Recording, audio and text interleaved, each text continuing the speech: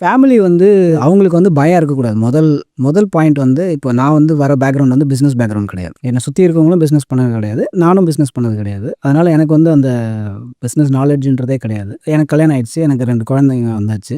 அப்படி இருக்கும்பொழுது எப்படி வந்து ஒய்ஃப் வந்து அனுப்புவாங்க ஃபார் எக்ஸாம்பிள். சரி தைரியமாக போய் பண்ணுங்க அப்படின்னு சொல்லிட்டு. நான் கல்யாணம் ஆனதுலேருந்தே சொல்லியிருக்கேன். இதுதான் என்னோட விஷன். ஒரு நாள் இல்லை ஒரு நாள் நம்ம பண்ண போகிறோம் அப்படின்றது. அதுக்கு வந்து ஃபைனான்ஷியலி ஸ்டேபிள் ஆகணும் அப்படின்றது வந்து one of the most important thing. ஏன்னா நான் ஏற்கனவே சொல்லியிருக்கேன், கடன் வாங்கினதுன்றது இது வரைக்கும் கிடையாது. பாரோ பண்ணுறதுன்றது வந்து இது வரைக்கும் கிடையாது. என்னுடைய தாட் ப்ராசஸ் வந்து என்னுடைய இன்னொரு ப்ராப்ளம் வந்து சால்வ் ஆகணும். இன்னொரு ப்ராப்ளம் என்னென்னா, என் ஃபேமிலி வந்து நான் வந்து ஓடும்பொழுது என்னை தடுக்கக்கூடாது. நான் வந்து ஓட ஆரம்பிச்சிட்டேன்னா ஓடாத வரைக்கும் ஓகே. நான் பிஸ்னஸ் ஆரம்பித்ததுக்கப்புறம் எனக்கு இன்னொரு தலைவலி இருக்கக்கூடாது. ஒன் சைட் ஆஃப் தி தலைவலி வந்து இருக்கக்கூடாது. அவங்க வந்து அது தலைவலியாக இருந்தாங்கன்னா என்னால் இதை ஃபோக்கஸ் பண்ண முடியாது. அதனால் அவங்களுக்கான ஃபைனான்ஷியல் ஸ்டெபிலிட்டி வந்து க்ரியேட் பண்ணு. அப்போ தான் வந்து நிறைய தேவையான அளவுக்கு சம்பாரித்து அவங்கள வந்து எனக்கு என்ன ஆனாலும் சரி, இந்த கம்பெனிக்கு என்ன ஆனாலும் சரி, யூ வில் பி ஸ்டேபிள்.